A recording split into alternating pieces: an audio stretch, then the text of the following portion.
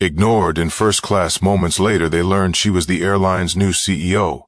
The airport was buzzing with its usual rhythm of announcements, rolling luggage, and hurried footsteps. Among the travelers was a woman who moved with quiet confidence.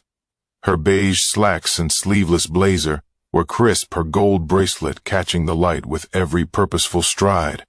Her makeup was subtle, her hair neatly styled, every detail intentional, yet unpretentious. She exuded professionalism. But it wasn't the kind that demanded attention. It was the kind that didn't need to. As she approached the first-class boarding line, she could feel the eyes on her. A middle-aged man with a leather briefcase glanced at her, then at her ticket, his brow briefly furrowing before he looked away. Nearby, a younger woman adjusted her scarf and gave a faint smirk as if confirming some private thought. The subtle judgments were unspoken but loud enough to be felt. The flight attendant at the gate barely looked at her. As she scanned the boarding pass, straight down to the left, she said curtly, without the customary smile reserved for most first-class passengers. The woman thanked her politely and proceeded to board. The first-class cabin was a picture of privilege: wide leather seats, champagne flutes glinting on trays, and hushed conversations about business deals and vacation homes. She placed her carry-on in the overhead bin and sat by the window, her posture straight but relaxed across the aisle. A man adjusted his tie and gave her a fleeting look before returning to his laptop. The murmur began, not long after she settled in small, harmless-seeming things, the way a flight attendant lingered just a bit longer with other passengers, or how her polite request for water was met with a perfunctory nod. She didn't say a word, she didn't need to, but as the plane taxied toward the runway, what none of them knew was that this flight would change their assumptions forever.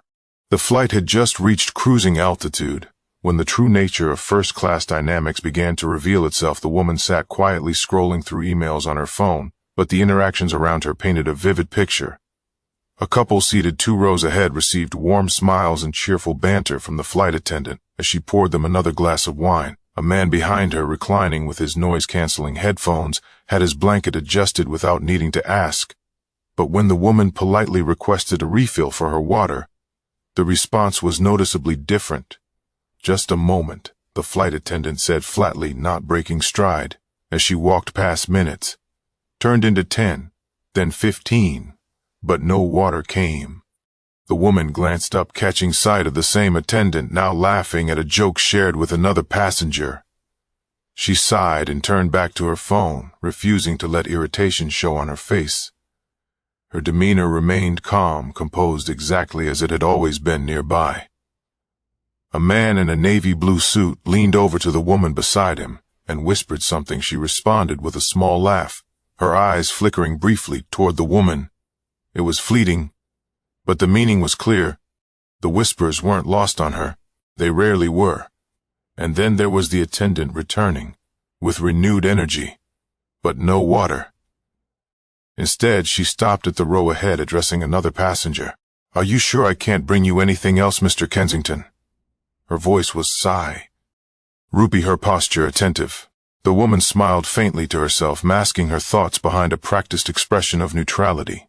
She was used to moments like this. They weren't new, but as the flight went on, the slights became harder to ignore. A tray of snacks was passed around, but her row was somehow skipped when she pressed the service button to ask for assistance. It took twice as long for anyone to respond. Every small act seemed to build on the last, stacking into a towering wall of quiet disregard. And yet, she didn't push back, not once. She simply sat there, an island of calm in a sea of assumptions. The woman across the aisle, the one who had smirked at her during boarding, broke her silence first. "So are you traveling for work?" she asked, her voice light but tinged with something else, curiosity mixed with condescension. "Yes," the woman replied, simply. She didn't elaborate, offering no further details. "Well, it must be nice to treat your S," the other woman continued, her smile polite but strained. "First class is such a luxury, isn't it?" The woman turned to her, meeting her gaze for the first time. "It is," she said evenly, with just enough emphasis to let the words settle. The other woman blinked momentarily, taken aback. But before the conversation could continue, another interruption stole the moment. a flight attendant bringing hot towels to every passenger but her. She caught the glances now, the quiet exchanges between rows. It wasn't anger she felt, nor even frustration. It was something quieter, something heavier, but she wouldn't let it break her. But what they didn't realize was that the weight they placed on her would soon shift, and the balance of power would be unmistakable. The cabin had settled into ITS rhythm. Conversations faded into hushed tones. Trays of food were cleared away, and a movie flickered on a screen nearby. The woman remained in her seat, outwardly composed, as if the microaggression she had endured didn't weigh on her, but inside there was a quiet storm of thoughts, reflections on a lifetime of similar moments, each shaping the resolve she carried with her today. Then came the announcement. "Ladies and gentlemen, this is your captain speaking." The voice crackled through the speakers, commanding attention. "I hope you're enjoying your flight. I wanted to take a moment to acknowledge someone very special traveling with us today."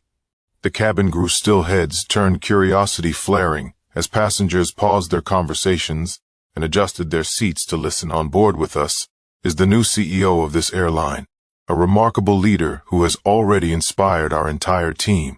Please join me in giving a warm welcome to Miss Evelyn Monroe for a heartbeat." The cabin was silent, and then the murmurs began rippling through the rows, like a current. Passengers craned their necks, scanning the cabin for the newly mentioned CEO. When their eyes found her, the poised woman in the beige blazer, sitting quietly by the window, expressions of shock and disbelief spread like wildfire. The man with the laptop audibly cleared his throat, suddenly uncomfortable in his seat. The couple ahead, who had laughed and joked with the flight attendant, exchanged sheepish glances. Even the smirking woman across the aisle was now wide-eyed, her lips parting as if she wanted to say something, but couldn't find the words. The flight attendant, the one who had skipped her row with the snack tray and water refills, froze mid-step. Our eyes darted to Evan, then away, then back again, as if confirming she hadn't imagined it. Evan turned her head, slowly meeting the gazes of those who had underestimated her.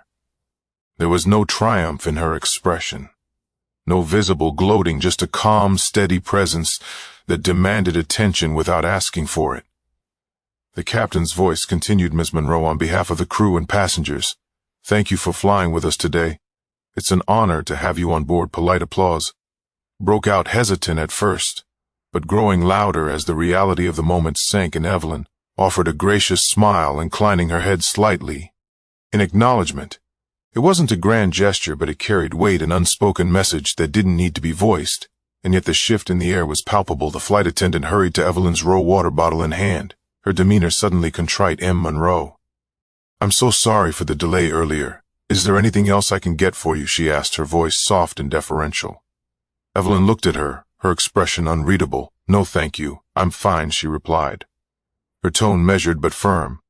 She turned back to her phone, leaving the attendant standing there awkwardly for a moment. Before retreating, the murmur continued around her. Passengers whispered behind hands, their eyes flicking toward her as they tried to reconcile their earlier judgments with the truth now laid bare.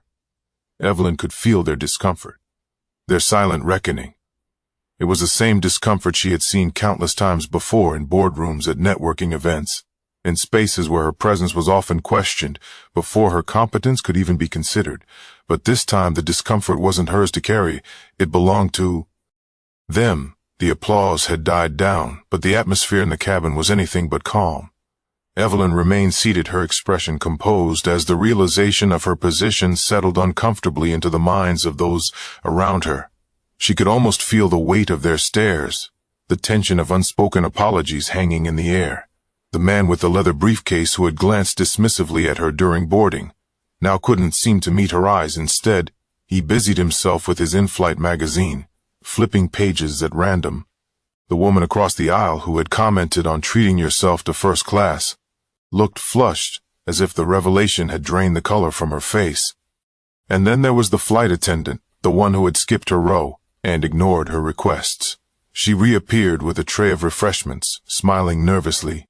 "M. Monroe, would you like a complimentary dessert, perhaps something warm to drink?" she asked, her tone overly accommodating. Evelyn turned to her, her smile polite but faintly tinged with amusement. "No, thank you," she replied, her voice steady. I've had everything I needed." The attendant's smile faltered, and she quickly retreated, disappearing into the galley. Evelyn returned to her phone, scrolling through emails and pretending not to notice the quiet flurry of activity around her. But inside she felt a familiar mix of emotions. There was the satisfaction of proving them wrong without having to say a word. But there was also a sadness, a quiet ache, born from years of similar moments. How many times had her abilities been questioned? Her place in the room second-guessed?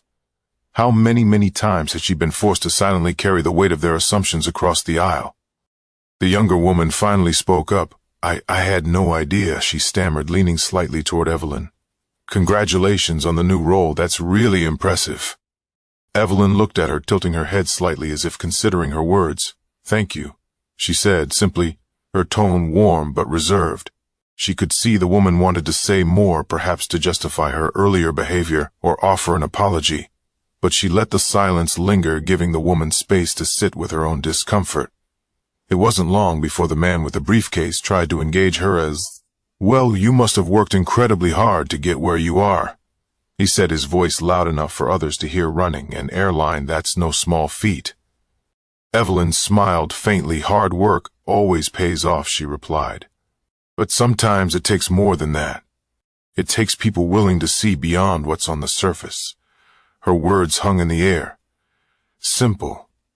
Yet cutting. The man nodded, his expression tight, and returned to his magazine, his attempt at conversation having failed to erase the earlier judgment he'd passed.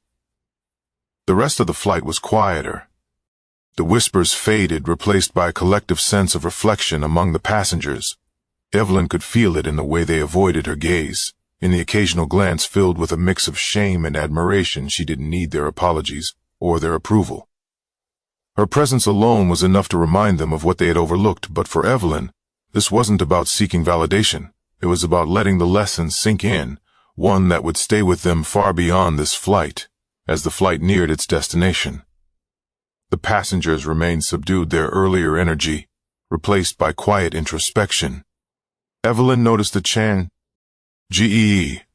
though she gave no outward sign of acknowledging it. She was used to this pattern judgment revelation and the awkward aftermath, but this time something felt different. The smirking woman from earlier, still fidgeting uncomfortably in her seat, finally gathered the courage to speak again. "Miss Monroe," she began, her voice soft, almost hesitant. "I just wanted to say, I think it's incredible what you've achieved, truly, and I hope I didn't offend you earlier." Evelyn looked at her, her eyes steady and calm. She waited a beat before responding. "Thank you for saying that," she said, "and no, I wasn't offended. But moments like this do remind me how often we make assumptions about people without knowing their story." The woman nodded, her expression earnest. "You're absolutely right," she said, her voice tinged with regret. "I guess I didn't realize how much I do that. It's something I need to work on." Evelyn offered her a small smile. "Awareness is the first step," she said simply. Meanwhile, the man with the briefcase shifted uncomfortably in his seat. He cleared his throat and leaned toward Evelyn. "Miss Monroe, if I may, I'd like to ask what motivated you to take on such a challenging role running an airline?" Evelyn turned to him, her posture composed yet approachable. "It's not just about running an airline," she said, her voice carrying the quiet authority of someone who had nothing to prove. "It's about creating opportunities, ensuring that people who look like me or come from places like I did have the chance to be seen and heard, to belong in spaces where they've often been overlooked." The man nodded, slowly absorbing her words for a moment. He looked as though he might say more, but instead he sat back, his expressio contemplative. The captain's voice crackled over the intercom, again announcing their descent into Phoenix Sky Harbor International Airport. Evelyn felt the subtle shift as the plane began its gradual decline. She adjusted her seatbelt and glanced out the window, the city's sprawling lights coming into view as the flight attendants prepared the cabin for landing, the one who had earlier ignored. Evelyn approached her once more. "M. Monroe," she said quietly, her expression a mix of nerves and sincerity. I wanted to apologize for earlier. I didn't realize who you were, and I should have treated you better. I'm truly sorry." Evelyn met her gaze, studying her for a moment before responding. "Thank you for apologizing," she said gently. "But it's not about who I am. It's about treating everyone with the same respect regardless of their title or position." The attendant nodded, her cheeks flushed with embarrassment. "You're absolutely right," she murmured before stepping back to continue her duties as the plane touched down.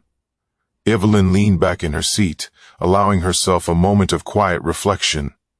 The journey had been a microcosm of a larger truth, a reminder of how often people are judged by appearances, assumptions, or biases. But it was also a testament to the power of grace and resilience in the face of those judgments. And as the wheels hit the tarmac, Evelyn knew that the real landing had already happened right in the hearts and minds of the passengers around her. As the passengers disembarked, Evelyn waited patiently for her turn, watching the people around her. The same passengers who had dismissed her earlier now moved differently, more quietly, more thoughtfully. Some gave her a polite nod or a tentati, this smile as they passed, small gestures of acknowledgement that carried the weight of lessons learned when it was her turn to exit. Evelyn stood with the same quiet confidence she had carried throughout the flight, her beige blazer still immaculate, her posture still poised. She walked down the aisle without a word. She didn't need to say anything. Her presence had already spoken volumes. Stepping into the terminal, Evelyn felt a deep sense of peace. The flight wasn't just a journey for her. It had been a moment of clarity for everyone on board. Sometimes change doesn't happen through grand speeches or dramatic confrontations. Sometimes it's a quiet moment of reflection that leaves the deepest mark. As she walked away, the flight attendant who had apologized earlier watched her go, the words Evelyn had spoken, replaying in her mind, treat everyone with the same respect regardless of their title or position. The lesson wasn't just for the people on that flight, it was for everyone. We live in a world where assumptions often guide actions, but respect and understanding should always come first. Let this story remind us all to look beyond appearances and treat every individual with the dignity they deserve. And if this resonated with you, subscribe to our channel for more stories that challenge and inspire.